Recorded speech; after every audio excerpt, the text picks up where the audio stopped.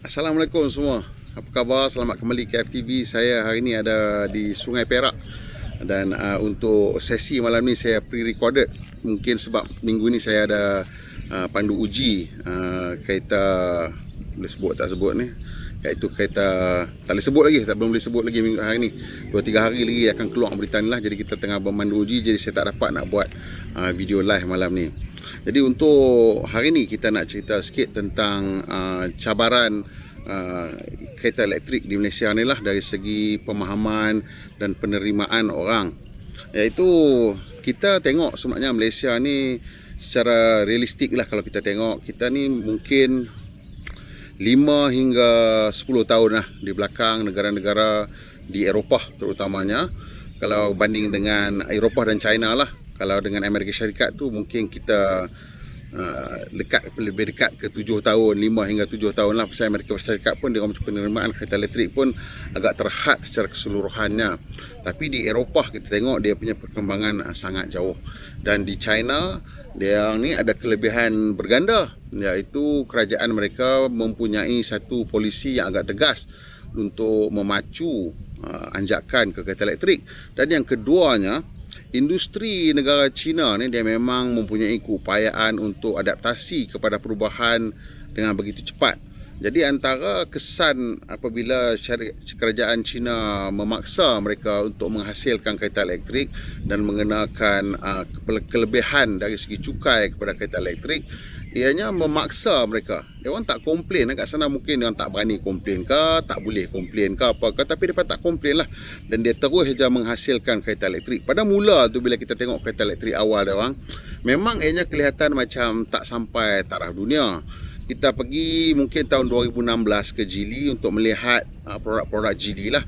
Ialah masa tu Proton dalam proses untuk diintegrasikan dengan syarikat Geely. Jadi antara produk yang kita tengok ialah sebuah kereta elektrik M Grand. Jadi kereta M Grand ni satu jenama awal Geely sebenarnya, dan ianya agak popular di China. Dan kereta elektrik itu bila kita bawa, it feels like one of those Frankenstein cars lah, to be honest. Iaitu orang panggil sekarang, terminologi dia ialah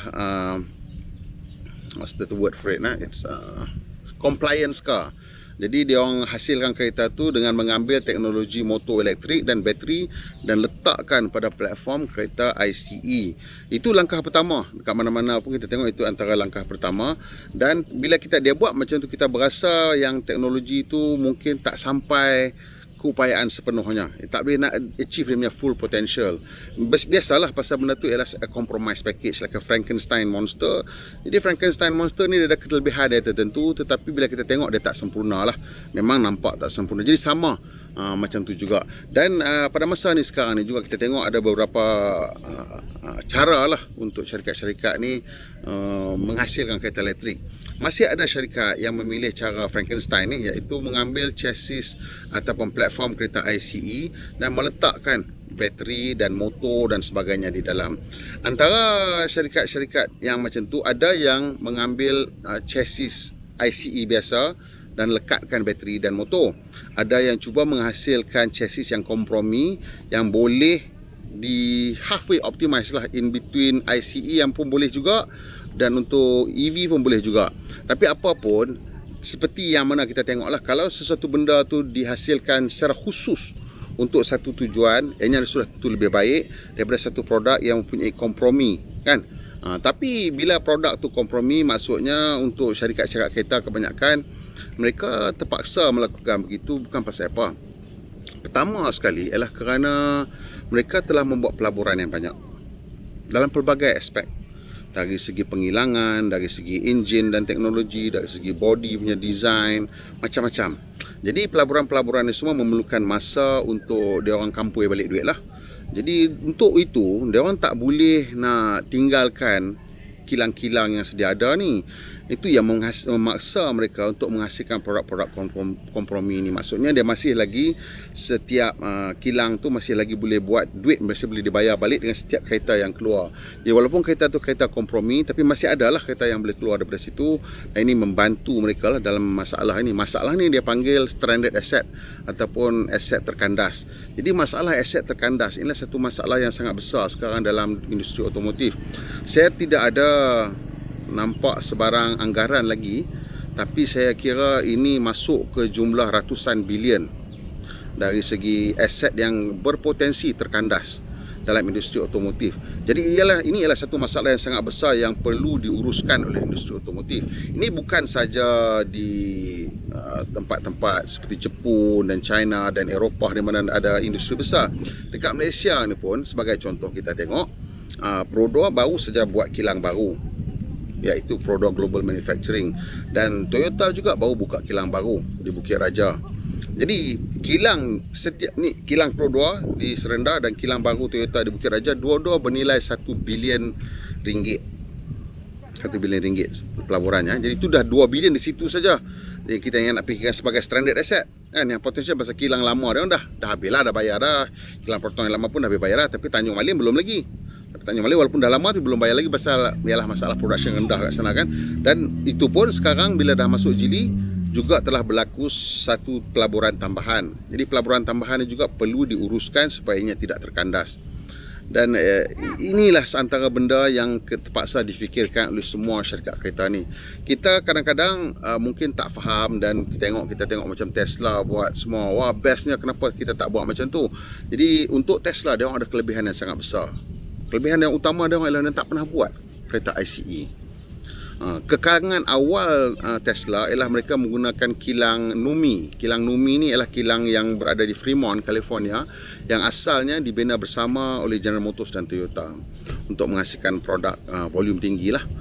Tetapi kilang tu tak berjaya buat duit, jadi diorang tutup joint venture tu dan diorang jual, dan Tesla membelinya. Jadi kekalangan untuk kilang tu taklah banyak sangat, maksudnya ya kita dah tahulah kat mana dia punya stamping line, where is the body assembly, kat mana dia orang punya engine unit, where the marriage, kahwinkan engine dengan body, dan kat mana dia punya final assembly, trim and final. So situ layout dia mungkin ada sikit constraint, tapi nampaknya Tesla could make it work lah. Jadi kilang tu sekarang mampu menghasilkan lebih kurang 500 hingga 600 ribu kenderaan, walaupun saya tak tahu apa actual capacity dia. Tapi bila kita tengok beza pula dengan kilang Tesla di China, nampak macam kita tengok kilang Tesla di China tu, saiz dia nampak macam tak jauh besar daripada kilang Fremont, tapi boleh menghasilkan hingga sekarang ni dianggarkan kapasiti dalam kilang yang sedia ada mungkin sekitar 1 juta kereta setahun. Jadi 1 juta kereta setahun ni adalah satu angka yang sangat besar. Dan kelebihan yang ada pada Tesla di situ ialah bila mereka menggunakan teknologi gigacasting untuk depan dan juga belakang. Di Shanghai saya tak pasti sama ada gigacasting bahagian depan sudah pun digunakan, tetapi di Berlin dan di Texas saya percaya bahagian depan dan belakang kedua-dua Model 3 dan Model Y akan menggunakan gigacasting. Jadi gigacasting ni adalah satu teknologi yang sangat baru, dan ianya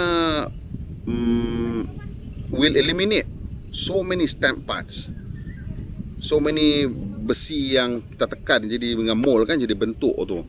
So ini ialah satu penjimatan yang sangat besar. Masalahnya kepada syarikat-syarikat yang biasa, tradisional, dia orang dah invest banyak dekat all this stamping tool, and dia orang punya supplier invest on all this stamping machine juga untuk the smaller parts. Jadi dia orang kena manage semua benda ni. Pasal sekarang punya relationship antara OEM dengan supplier ataupun component supplier ataupun vendor, ialah dia orang tak develop, maksudnya vendor akan bantu syarikat besar untuk develop the parts dan juga in the investment for the new models and all that. So ini memaksa jadi ini memberi kelebihan kepada dua-dua pihak in the sense that the OEM tak payah spend so much money on R&D, especially development, dan vendor pula boleh dapat mungkin untung lebih sikit lah, tapi dia kena belanja lebih sikit on the front end for all this part. Jadi dia orang punya perjanjian selalunya ada satu jaminan jumlah, dia panggil volume guarantee. Bila you order satu-satu komponen tu, dia kena ada minimum volume, pasal the vendor nak kena belanja duit untuk acuan dan sebagainya, dan some R&D. So ini yang membuatkan syarikat-syarikat kita juga tak boleh angkat kaki je. terutamanya bila dia orang baru order ataupun baru mula dengan teknologi baru kan. Antara teknologi baru yang kita nampak sekarang mungkinlah benda macam common rail injection, electric power steering, adaptive cruise control, mungkin ciri-ciri ESP juga yang menggunakan certain things yang baru macam electronic diff lock. Itu semua benda yang memerlukan janji lah untuk 1 juta komponen ke apakah. Jadi kalau benar ni sasaran-sasaran yang belum sampai, ini akan mendatangkan masalah kepada pembekal. Jadi OEM pun nak kena jaga pembekal dia, sebab selama ni pun dia orang hidup bersama. Jadi kalau pembekal mati, OEM nak cari pembekal baru pun susah juga. So this is the dilemma lah yang sedang dialami oleh syarikat kereta tradisional. Kesannya ialah mereka boleh menghasilkan kereta elektrik. Bukan tak boleh, dia boleh menghasilkan kereta elektrik, tapi mungkin kosnya tak optimum. Dan juga ada juga yang kita nampak kebanyakan syarikat kereta, dia orang cuba untuk menghasilkan teknologi bateri proprietary ataupun hak milik dia orang sendiri, which is a good way to keep it vertical lah. Jadi kalau you vertically integrated, then you have more share of the profit at every level. So you ada untung dekat bateri, untung dekat motor. Kalau you beli je bateri dan you beli je motor, dah tak ada keuntungan kat situ, itu cost mata-mata kan. So dia orang cuba nak integrate. Masalahnya integrasi ni pada depan ni ialah saya nampak saya tak tahu betul tak betul pasal bila kita tengok kat industri elektronik ni, dia orang punya cara dia orang lain. Jadi perkembangan tu berlaku dengan laju. So kalau you buat bateri you sendiri, formulation you sendiri ke ataupun format sendiri ke apa, kita tak pasti. Sebab sekarang ni format pun belum lagi jadi ialah satu piawai. Format pun ikut setiap orang nak buat macam mana. Betul tak? Tapi saya percaya industri kereta ni, bila dia berganjak ke elektrik, dia akan mengambil amalan-amalan industri elektronik, iaitu menggunakan komponen-komponen piawai. Komponen-komponen piawai ni membolehkan semua syarikat menghasilkan volume dengan banyak pada kos yang rendah. Dan di mana apa yang mereka jual sebagai premium ialah user interface. Jadi kita tengok contoh yang paling berjaya ialah Apple. Kalau you buka dalam Apple, komponen-komponen yang ada dalam tu kebanyakannya bought off the shelf. Jadi mungkin ada beberapa komponen yang mereka bentuk khas untuk Apple, tapi mungkin 60-70% pada komponen is off the shelf, termasuk mungkin bateri, screen dan sebagainya. Kan? So tapi Apple boleh charge, and kalau you buka kebanyakan phone mungkin 30, 40 up to 50% komponen sama. Mungkin grade berbeza kan, capacity berbeza, tapi it's the same component from the same supplier, from the same people. Cuma yang membezakan ialah jenama, dan jenama ni ialah bergantung pada pemasaran, teknik pemasaran dan juga pengalaman pembeli lah. Jadi Apple masa awal dulu dia memang fokus kepada pengalaman pembeli. So dia tahu dah cara nak buat duit sebenar-benarnya ialah through the user interface. So you can design a nice product, but at the end of the day, the user interface kena so intuitive, senang nak pakai dan orang suka. And screen tu kena cantik. And that's what Apple did. They focus on the UI. A lot of their focus in terms of dia punya engineering is dekat situ. And saya rasa kereta bom bergerak ke depan akan jadi macam tu juga. Oleh itu, saya rasa keadaan sekarang ni is untenable. Tak kira lah Proton ke, Pro 2 ke, Geely ke, Isuzu ke, Toyota ke, siapa sekalipun lah, Volkswagen ke, walaupun sekarang dia orang fikir masih lagi boleh untuk buat what you call this proprietary punya teknologi. Proprietary teknologi ni dia dalam industri otomotif ni yang saya nampak pertama, of course, proprietary teknologi ni adalah satu cara untuk mengekalkan keuntungan, especially in after sales. Pasal industri kereta ni, I think about 30% of the business is in the after sales, and that business is ongoing. When you sell a car, you probably make more money in after sales than in the first sale instance of the car. And benda ni dah disedari lama oleh syarikat-syarikat macam Toyota, Mercedes-Benz, Volkswagen, semualah. So dia orang memang jaga dia punya after sales. Ya, itu antara aspek yang menyebabkan kereta mereka popular. Honda, Toyota, jenama Jepun lah kebanyakannya, dan of course Volkswagen. Dan this is something yang memang dia akan jaga lah, and that's why the proprietary thing tu becomes a little bit important, you know. Even benda-benda kecil macam oil filter apa semua tu is something yang they try to insist that dia orang punya produk dengan jenama dia orang tu lah yang terbaik. Walaupun dalam tu mungkin filter dia lebih kurang sama aja, dan kita pun macam okeylah, percayalah kan pakai. So this is something yang memang habit industri otomotif. So they susah nak keluar pada kelompok selesa tu. Cuma masalahnya bila kita move forward nanti, maintenance becomes less of a cost. For now, some companies kata dia punya maintenance mungkin 4 tahun sekali, ada yang kata 2 tahun sekali. Dan even at 4 tahun dan 2 tahun tu, kebanyakannya lah pemeriksaan sistem elektronik, dan kemudian mungkin tukar tayar lah kan. Brake pad pun kadang-kadang tahan 4, 5, 6, 10 tahun pun tak pakai brake pad yang asal lagi, sebab banyak regen braking.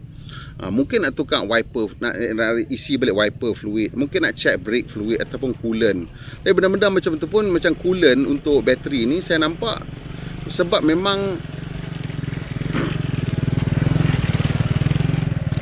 jadi untuk coolant tu pun saya nampak benda tu mungkin tak perlu sangat ditukar dengan begitu kerap, kerana it's a very specialized fluid. It's a low conductivity fluid, so it's not air. Kalau tak air dia berkarat lah apa itu semua. And this one because battery itu very sensitive to temperature, and the operating temperature untuk this thing saya rasa tak begitu tinggi macam enjin. So the fluid tu kalau dia nak degenerate pun, I tak tahulah berapa lama baru dia nak betul-betul degenerate lah. But for now, some company kata 2 tahun sekali check tukar, 4 tahun sekali check tukar. But later kita akan sedar bahawa even the fluids pun tak akan banyak perlu tukar. The only component dekat kereta tu yang mungkin nak kena tukar kerap ialah tayar dan suspension parts. Mungkin benda macam dampers, bushing and springs, benda-benda macam tu. So benda-benda macam tu very minimal amount of money yang syarikat kereta boleh buat. Because those are banyak yang aftermarket punya benda kan. Even tire companies pun dia jual factory fit lain, replacement lain kan. Dia punya quality dia dan apa sebagainya.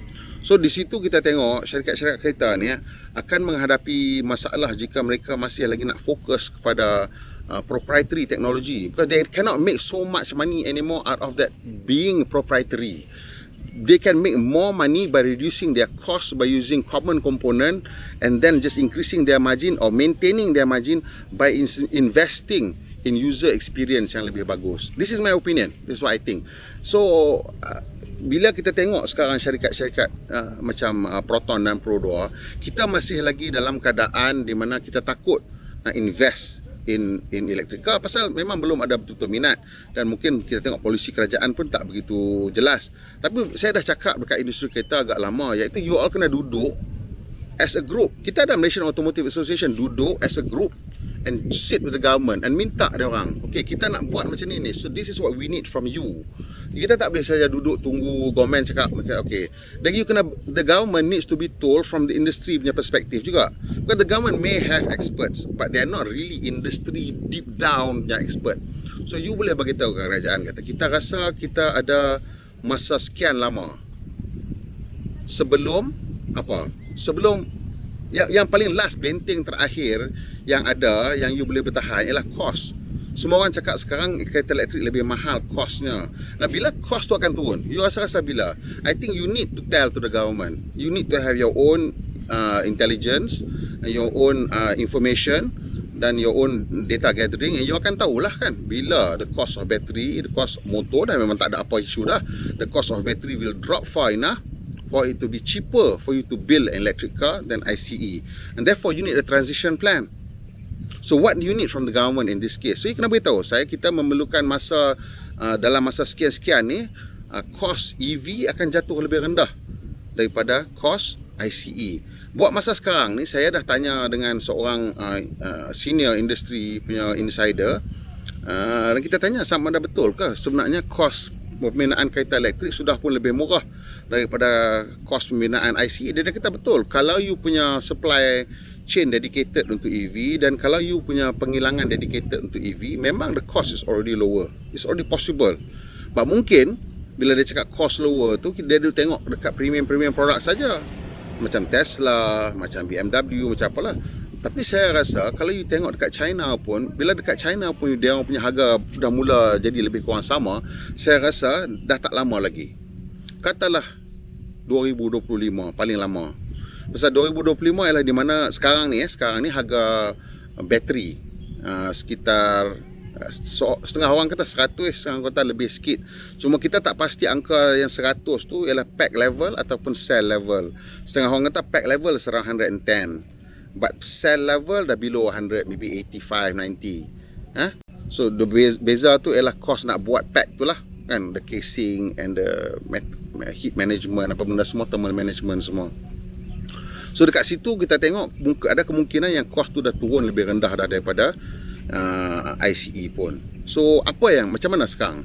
So kalau kata kita percaya bahawa 2025 ialah di mana setengah pakar mengatakan cost battery pack akan turun ke sekitar 50 hingga 60 dolar per kilowatt hour, per kilowatt jam.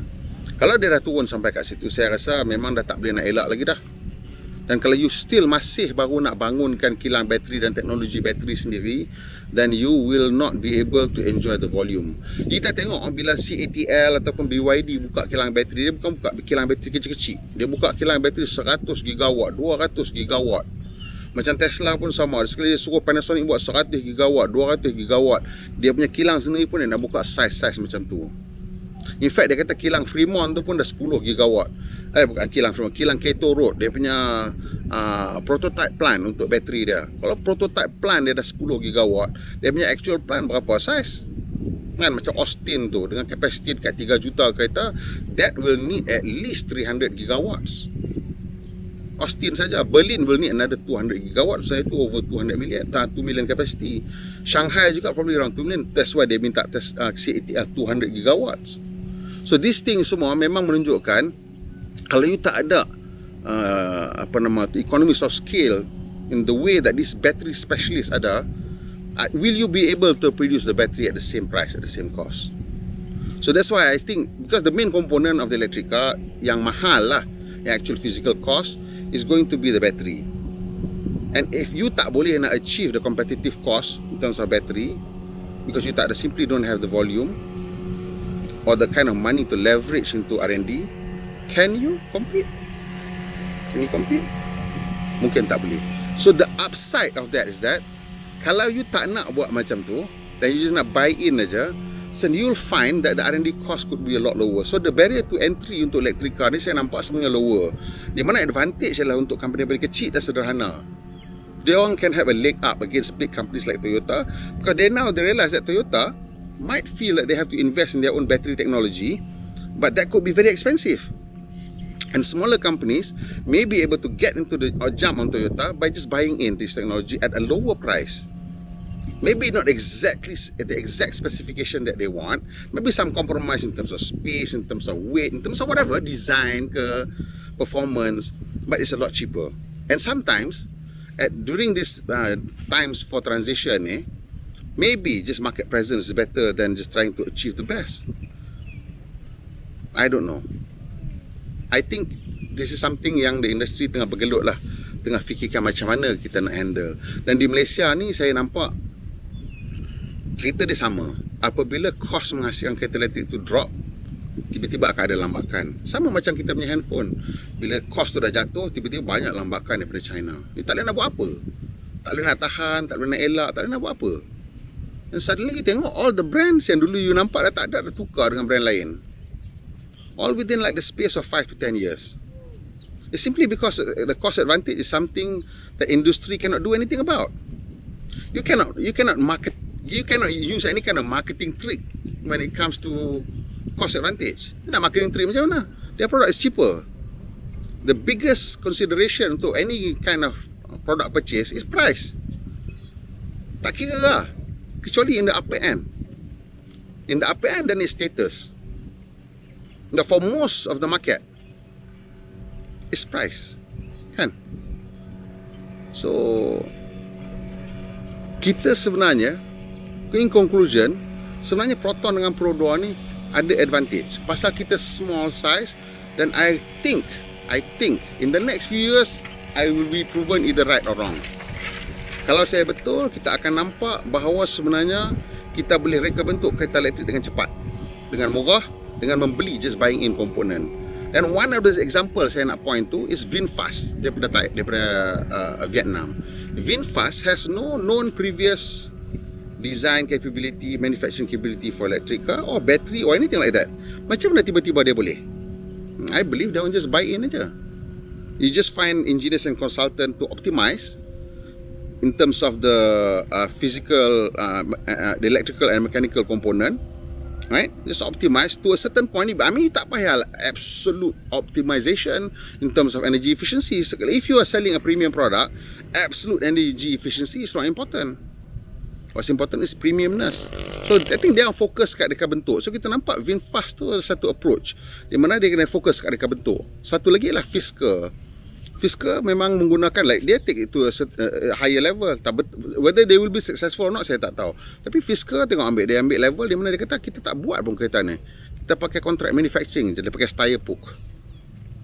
And Sony thinks they want to go into the car business. If Sony decides to go the contract manufacturing way with whoever, a new contract manufacturer like Foxconn ke ataupun an existing brand of car manufacturer ke, then that could be another way yang kita boleh tengok. So what I'm saying is that for Proton and Pro 2, yalah, of course they are tied up with their technical partner. Mungkin ada kekangan kat situ. So mungkin that could be, the thing that they need to figure out lah macam mana nak deal with that, right? But you tengok VinFast, you tengok Fisker, you tengok all these new startup, they seems to be able to come up with a car. Itu satulah. But kita tak macam Lucid, macam Rivian tu, kereta dia memang menang award macam-macam, tapi nak ramp up is difficult. So the kelebihan yang ada pada syarikat-syarikat kereta tradisional ialah dia orang dah ada manufacturing understanding and know-how untuk ramp up to mass production. And Proton and Pro 2 dah ada experience tu. And they have the advantage of being small enough to be able to look out. They don't have a large parts bin, so they can look from outside. And they don't have the technology in-house to build kalau nak pun. So kena tengok from outside. That could prove to be cheaper and faster, even better way to do it than the bigger partner, technology partner punya cara. Saya tak tahu nak cakap betul tak betul, tapi saya rasa itu pendapat saya. So video kita mungkin pendek sikit malam ni. Dan dia bukan live, it's pre-recorded. But I hope you all still enjoy video ni. Dan kalau suka, tekan butang like dan kongsikan dengan kawan-kawan. Kita akan cuba juga ada, walaupun bukan live, maybe pre-recorded tiap-tiap malam macam ni. Pemandu Malaysia, Pemandu Berhemah, kita jumpa lagi insya-Allah.